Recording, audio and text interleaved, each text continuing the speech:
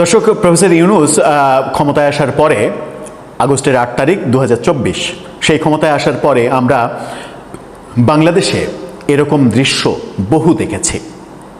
এরকম দৃশ্য আমরা তার আগে ওই আন্দোলন চলা জুলাই আন্দোলন চলার সময়ে আওয়ামী লীগের আমলেও অনেকগুলো দেখেছি, কিন্তু সেই তুলনায় প্রফেসর ইউনূসের আমলে অনেক বেশি দেখেছি। শত শত ঘটনা এরকম দেখেছি। ঘটনাটা কি? ঘটনাটা হচ্ছে যাকে ইচ্ছা তাকে তুলে নেওয়ার জন্য গভীর রাতে পুলিশ বিভিন্ন বাড়িতে হামলা করেছে। হামলা মানে হচ্ছে যে ঘিরে নিয়েছে, তারপরে সেই বাড়ির গেটে গিয়ে নক দিয়েছে, বারবার নক দিয়েছে খোলার জন্য, যখন খুলতে চায়নি তখন হুমকি দিয়েছে ভেঙে ফেলা হবে। এই কাজগুলো করেছে এবং অতঃপর তাকে গ্রেপ্তার করে নিয়ে গেছে। এবং এর ব্যাপারে কোনো ওয়ারেন্ট, আদালতের নির্দেশ, কোনো কিছুর তোয়াক্কা করা হয়নি। এবং সেই ঘটনাগুলো প্রফেসর ইউনূসের আমলে সেই ঘটনাগুলো ঘটানো হয়েছে সবই আওয়ামী লীগের নেতাকর্মীদের টার্গেট করে। এবং তখন এই ঘটনাগুলো ঘটানোর মানে কার বাড়িতে যেতে হবে, কার বাড়ি আক্রমণ করা হবে, কার বাড়িতে কে কখন অবস্থান করছেন, এই ব্যাপারগুলো পেছন থেকে বিভিন্ন ইনফরমেশন দিয়ে কিংবা পুলিশকে প্রভাবিত করে পুলিশকে ডেকে নিয়ে এসে এই ঘটনাগুলো ঘটিয়েছেন তখনকার বিভিন্ন ওই ছাত্র জনতা কিংবা তৌহিদি জনতা কিংবা বৈষম্য বিরোধী আন্দোলনের নেতা কিংবা সমন্বয়ক কিংবা তারপরে ২৫শে ফেব্রুয়ারি ২৮ তারিখে এনসিপির জন্ম হওয়ার পর থেকে এনসিপির নেতারা এরকম কর্মকাণ্ডের নেতৃত্ব দিয়েছেন পেছন থেকে আমরা দেখেছি। যখন এই ঘটনাগুলো ঘটেছে এবং যাদের বিরুদ্ধে এই ঘটনাগুলো ঘটেছে তাদের অবস্থাগুলো একবার চিন্তা করে দেখেন। তারা কিন্তু তখন ভেবেছে যে এ কোন আয়ামে জাহিলিয়ার যুগ আসলো যে রাতের অন্ধকারে গভীর রাতে মানুষকে ঘুমাতে দিচ্ছে না পুলিশ, এরকম কর্মকাণ্ড করছে। নিশ্চয়ই তারা ভেবেছেন এবং বারবার ভেবেছেন, আর্তনাদ করেছেন যে আয়ামে জাহিলিয়ার যুগ এসেছে।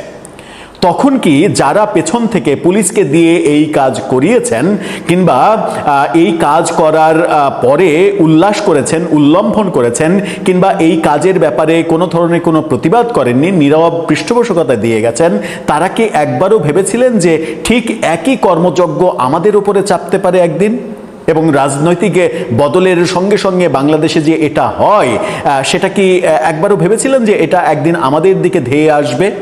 আমার মনে হয় ভাবেননি বলে আজকে এনসিপি নেতাদের করুণ আর্তনাদ শুনছি। এমন গভীর রাতে তাদের বাড়িতে পুলিশ হানা দিচ্ছে, তারা অভিযোগ করছে গেট ভাঙছে, গ্রেপ্তার করছে, এটা করছে ওটা করছে।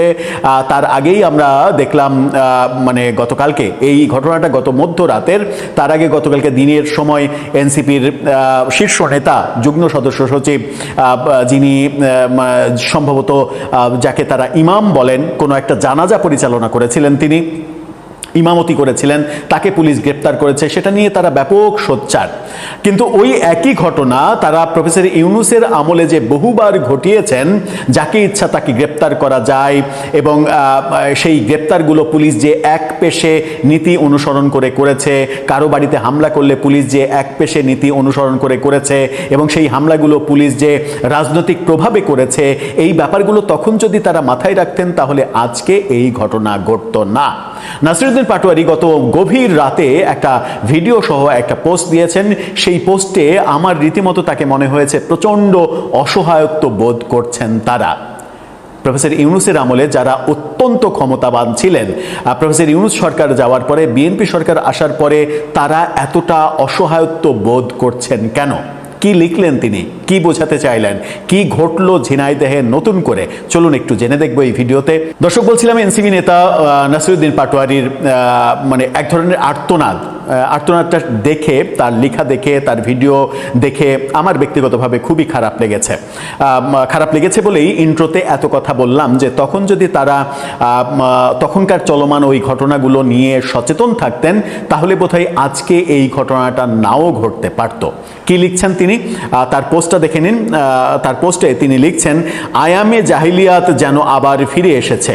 এই অন্ধকারের বিরুদ্ধে আমাদের ঘুরে দাঁড়াতেই হবে লাল জুলাইয়ের মতো। ঝিনাইদহে তানাইমের বাসার গেট ভেঙে তাকে গ্রেপ্তারের চেষ্টা চালানো হচ্ছে।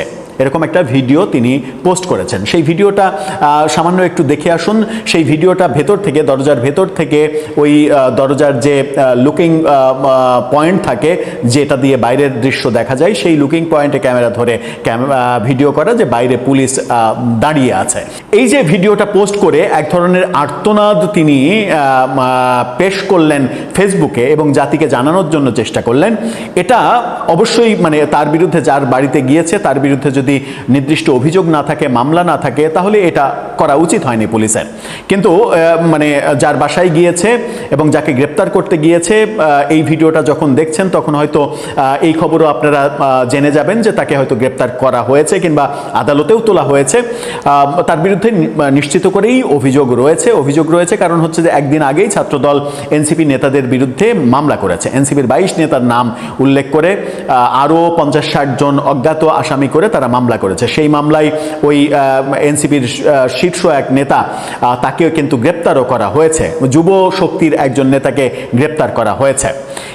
এই ঘটনা এনসিপিকে যদি তার রাজনীতিতে একটা বদল এনে দিতে পারে, তাহলে তাদের রাজনীতির ভবিষ্যতের জন্য ভালো কিছু হয়তো হবে।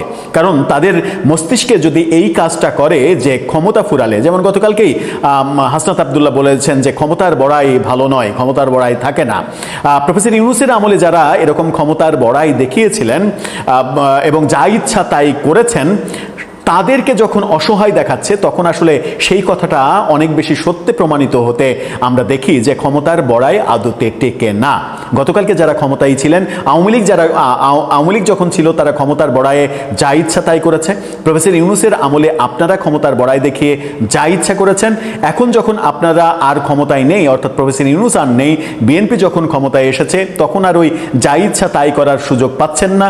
এখন যদি বিএনপি আবার যা ইচ্ছা তাই করে, তাহলে পরিণতিটা একই রকম হবে, একই মানে সার্কেলে ব্যাপারটা ঘুরতে থাকবে। এই সার্কেলটা দেশের জন্য, ব্যক্তির জন্য, রাজনৈতিক দলের জন্য, কারো জন্যই আসলে ভালো কিছু নয়।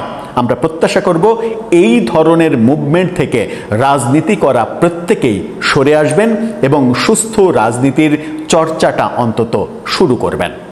আসসালামু আলাইকুম দর্শক, আমি অনেকদিন আপনাদেরকে বলেছি এবং সেটা ডক্টর ইউনূস সরকারের আমলে একদম স্পষ্ট করে বলেছি যে এই দিন না আরো দিন আছে এনসিপির উদ্দেশ্যে।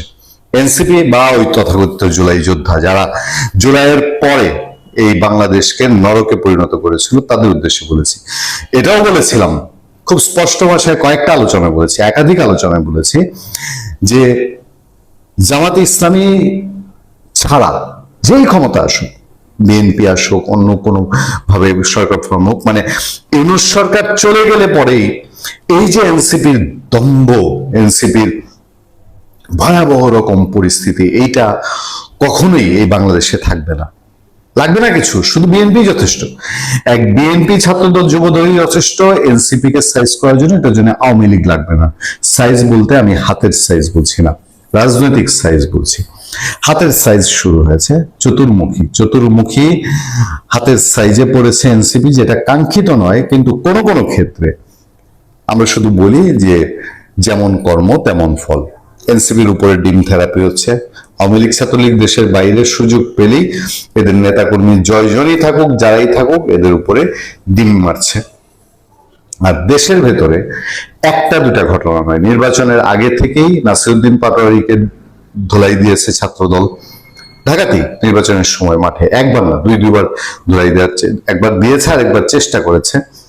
তারপরে সারা দেশে এনসিপির যে কমিশন বাণিজ্য শুরু হয়েছিল, এনসিপির যে নিয়োগ বাণিজ্য শুরু হয়েছিল, এনসিপির যে ঠিকাদারি শুরু হয়েছিল, সেগুলো ইউনূস আমলে ছাত্রদল, বিএনপি বা যুবদল তারা ছাড় দিয়েছে, কিন্তু পরে এসে ক্ষমতা পাওয়ার পরে আর সেই ছাড় তারা দিচ্ছে না। সারা দেশে আপনারা খেয়াল করে দেখেন, সর্বোচ্চ যদি থেকে থাকে 1000 ছেলে পেলে আছে এই এনসিপির, যারা ওই জুলাই পরবর্তী সমন্বয়ক পরিচয়ে এসে ত্রাস করেছে এবং এরপরে ইউনূসের সমস্ত সুযোগ সুবিধা ভোগ করে পরে এনসিপির আহ্বায়ক, যুগ্ম আহ্বায়ক, জেলা উপজেলায় ছড়িয়েছে। আজকে বাংলাদেশের কোন জেলা উপজেলা কি খুঁজে পাবেন যেখানে এনসিপির কোন আহ্বায়ক বা যুগ্ম আহ্বায়ক তার খাওয়া আছে? তার নেতৃত্বই বলেন আমি খুব আফসোস করি, আজকেও আমি একটা আলোচনায় বলছিলাম, আমার খুব আফসোস এই যে এনসিপির জন্ম হয়েছে, এনসিপির জন্মের বছর পার হয়ে গেছে আরো কয়েকদিন আগে, এখন পর্যন্ত তাদের একক কোনো সমাবেশ আমরা দেখলাম না। এনসিপি নির্বাচনী যত সমাবেশ হয়েছে, যেহেতু তারা জামাতের সঙ্গে জোট ছিল, সারা বাংলাদেশে সব জায়গায় জামাতের কর্মী সমর্থক আছে, এনসিপির সমাবেশে লোকবল যা গিয়েছে সব জামাতের লোকবল। এখনো যদি জামাতের লোকবল ছাড়া শুধু এনসিপি কে বলা হয় যে ঢাকা শহরে একটা সমাবেশ করতে দেখাও, সমাবেশ করে দেখাও, আমার ধারণা একটা বড় হল রুমও তারা ভরতে পারবে না। কিন্তু তাদের দম্ভ, তাদের অত্যাচার, তাদের স্বেচ্ছাচারিতা এমন জায়গায় গিয়েছিল, মবকে তারা এমন জায়গায় নিয়ে গিয়েছিল। আপনারা শুধু খেয়াল করে দেখুন এক হাসনাত আব্দুল্লাহর দিকে। এই হাসনাত আব্দুল্লাহ ঢাকা শহরে হসপিটাল পর্যন্ত মব করেছে, মবের হুমকি দিয়েছে। এই হাসনাত আব্দুল্লাহ বাংলাদেশের গর্বের ইতিহাস, বাংলাদেশের স্বাধীন বাংলা প্রতিষ্ঠার যে সূতিকাগার, সেই ধানমন্ডি 32 নম্বরে বোল্ডোজার চালিয়েছে হাসনাত সার্জিস মিলে, এবং তারা এটা নেতৃত্ব দিয়েছে, সমন্বয় করেছে। এখন পর্যন্ত 32 নাম্বার ঘিরে কোনো মামলা হয়নি, কিন্তু ভবিষ্যতে হবে না। সেটা একজনের ব্যক্তিগত সম্পত্তি বা একটা ট্রাস্টের সম্পত্তি, একটা পরিবারের সম্পত্তি। সেই সম্পত্তি এই ধূলিসাৎ করার পেছনে যদি মামলা আরো 5 বছর পরে হয়, সেই মামলা কি তামাদি হয়ে যাবে? কোনো দিনই সেটা তামাদি হতে পারে না। আমরা যেই মূল আলোচনার জন্য আজকে ডাক দিয়েছি সেটা হলো, তারা ডিম খেয়েছে। রিসেন্ট ঘটনা, গত 22 মে যেটা হয়েছে ঝিনাইদহে, ঝিনাইদহের কথা নেই, বার্তা নেই, কোনো উত্তেজনাও ছিল না। যেটা জানা গেল যে নামাজ পড়ে বের হয়েছে নাসিরউদ্দিন পাটোয়ারি, তারপরে হঠাৎ করে তার উপরে ডিম নিক্ষেপ এবং ছাত্রদলের সাথে হাতাহাতি, মারামারি, এবং সেখানে এনসিপির লোকজন অস্ত্র সদৃশ্য জিনিসপত্র বের করেছে বলেই তারপর তারা একেবারে লঙ্কা কাণ্ড শুরু করেছে, থানা ঘেরাও করেছে। নাসিরউদ্দিন পাটোয়ারি ফেসবুকে পোস্ট দিয়েছে, কি সেবাস, মানে একটা সেন্সেশন তৈরি করা। ঢাকায় তাদের দেখলাম 15-20 জন লোকের একটা মিছিল হয়েছে। এসবের মধ্যে দিয়ে ছাত্রদলের বিরুদ্ধে মামলা হয়েছে, এবং ছাত্রদলের অনেকের বিরুদ্ধে মামলা হয়েছে। সেই মামলায় ছাত্রদল জামিন পেয়ে গিয়েছে, এই নিয়ে আক্ষেপ নাসিরউদ্দিন পাটোয়ারিদের মধ্যে দিয়ে। কিন্তু তাদের সেই দম্ভটা যে তারা এক সময় দেখিয়েছে, এখন যে সেই দম্ভের সময় নাই, এটা বোধহয় বুঝতে এবার একটু সহজ হবে তাদের জন্য। সেই ঘটনায় এবার ছাত্রদলের নেতার মামলায় এনসিপির কেন্দ্রীয় যুগ্ম সদস্য সচিব তারেক রেজা, তাকে পুলিশ নাটকীয় ভাবে গ্রেপ্তার করেছে। তার যে প্রেস কনফারেন্স করতে চেয়েছিল একটা মিলনায়তনে ঝিনাইদহে, সেইখান থেকে ওসি সাহেবের উপস্থিতিতে সাদা পোশাকের পুলিশ ওই তারেক রেজাকে গ্রেফতার করেছে ছাত্রদল নেতাকে হত্যা চেষ্টা এবং সন্ত্রাস তৈরি করার অভিযোগে। এই ঘটনা বাংলাদেশে বিএনপি সরকার ক্ষমতায় আসার পর ছাত্রদল এবং এনসিপি অথবা বিএনপি এনসিপি দ্বন্দ্বে প্রথম বিএনপি সরকার আপনার কোন একজন এনসিপি নেতাকে কারাগারে নিল। হতে পারে তার জামিন হয়ে যাবে একদিনের মধ্যেই, অবাস্তব কিছু না, কিন্তু এই কারাগারে যে নেওয়া হলো এবং ঘটনার 3-4 দিন পর, এটা কি তাদের জন্য একটা সতর্ক সংকেত না? এনসিপি কি এখন বুঝতে পারবে না যে চাইলেই ছাত্রদলকে যা ইচ্ছা তা বলা, তারা যে মব স্টার, মবের রাজা, মবের কিং, তাদের নেতা আসিফ মাহমুদ সজীব ভুঁইয়া যখন ভায়োলেন্সের জনক নিজেকে ঘোষণা করেন একরকম, তাতে যে বিএনপি হয়তো ভয় পাবে না, ছাত্র যুবদল যে ভয় পাবে না, সেইটা কি প্রশাসনের দিক থেকে এখন সিগন্যাল ক্লিয়ার হয়ে যাচ্ছে না? এবং যে কথা আগে বলেছিলাম, ইউনূস সরকার যাওয়ার পরে এদের দম্ভ টিকবে না, এরা ডিম খাবে, তারপর এরা বিভিন্ন জায়গায় ছাত্রদলের হাতে মার খাবে, বিএনপির হাতে মার খাবে, আওয়ামী লীগ লাগবে না, এবং শেষ পর্যন্ত জেলে যাবে। এই পরিস্থিতি কি এখন ইঙ্গিত দিচ্ছে না যে রাজনীতি কিছুটা চেঞ্জ হচ্ছে? এনসিপি অথবা তাদের যারা সহযোগী আছে, ওই জুলাই যোদ্ধা, সকল জুলাই যোদ্ধা নামে, আবার এই সকল জুলাই যোদ্ধা তাদের আবার খুব গায়ে লাগে। আমরা আরো বেশ কিছুদিন আগে থেকে এই শব্দটা ব্যবহার করি। তথাকথিত জুলাই যোদ্ধা যারা বাংলাদেশকে মার্কিন গোলাম বানানোর জন্য নিজেদের সমস্ত ধ্যান জ্ঞান দিয়েছে এবং নিজেদের সবকিছু আখের গুছিয়ে নিয়েছে, তারা মনে করেছে যে এতেই বোধহয় শেষ। কিন্তু এখন কি একটু সিগন্যাল দেখা যাচ্ছে যে দিনকে দিন পরিস্থিতি একটু খারাপ দিকে যাচ্ছে, এবং যে কারণে আবোল তাবোল বকা শুরু করেছেন মাহফুজ আলম, আসিফ নজরুল, ফরহাদ মাঝার, হাসনাত আব্দুল্লাহ, সার্জিস আলম, তারা এক একবার এক এক দিকে ছুটছেন এবং হাতড়ে বেড়াচ্ছেন কোথায় যেন আওয়ামী লীগ, কোথায় যেন আওয়ামী লীগ। তারা পথ দিয়ে হাঁটলেও বলে পথটাকে আওয়ামী লীগ মনে হয়। দুদিন পরে দেখবেন হঠাৎ করেই তারা আওয়ামী লীগ আসছে এরকম একটা ক্রেজ তুলে আবার কি কোনো মবের রাজনীতির দিকে যাওয়ার চেষ্টা করবে।